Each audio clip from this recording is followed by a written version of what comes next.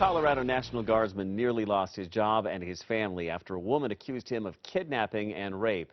Turns out she made up the whole thing. New at 9:30, Fox 31 Denver's Justin Joseph explains how the woman's story unraveled and how her victim's responding tonight. Justin? Jeremy, at 25 years old, Dustin Toth showed us stacks of papers from employers in his apartment complexes, all of whom denied him services simply because he was accused of rape. 10 months later, the rape charge is gone. The woman who accused him is facing her own charges, and he's starting over.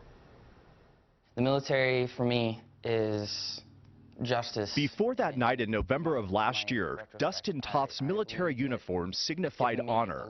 Now, it signifies everything he nearly lost and the woman he blames for all of it. I actually fell for her the moment I saw her. Toth worked with 21-year-old Catherine Bennett last year and agreed to meet her in this Safeway parking lot for what was supposed to be a first date.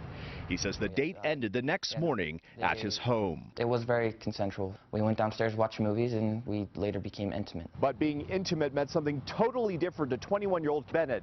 The very next day, she phoned police telling them that Toth held her at knife point, kidnapped her in this Safeway parking lot, and raped her. How would you feel if you had 12 officers, roughly 12 officers vested and had guns pointed at you for something that you have no idea of what you did? Imagine waking up to this newspaper article. I didn't like reading that at all. Accused of serious crimes.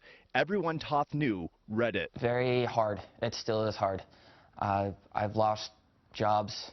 I wasn't able to find a job for months because of my record. It took weeks before prosecutors unraveled Catherine Bennett's story. She'd made it all up. It was all dropped, which is why I was able to stay with the military. Soon, the local paper was running a different headline. Windsor man wants everyone to know he's innocent of accusations. That was December 2nd. Today, a jury convicted Bennett of 3 felonies, including false reporting and tampering with evidence.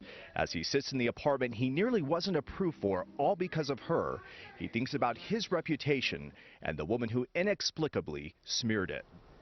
Now, Catherine Bennett will be sentenced in late October. She faces up to 9 years in prison. Reporting live, Justin Joseph, Fox 31, Denver. Understand his anger there, Justin. Thank you.